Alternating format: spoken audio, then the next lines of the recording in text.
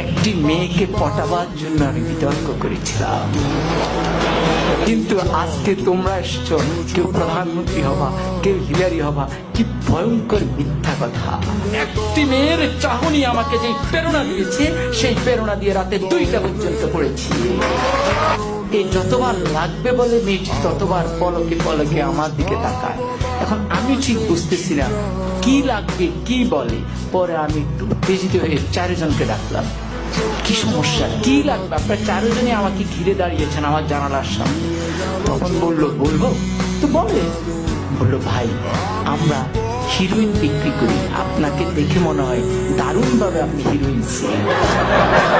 ফলে যে মেয়েটির কাছে আমি এয়ারপোর্টের সামনে নায়ক হয়ে উঠলাম, আখাউড়ায় হয়ে গেলাম হিরোইন, বাকি সময় আমি আর তার দিকে ভুলও তাকাই।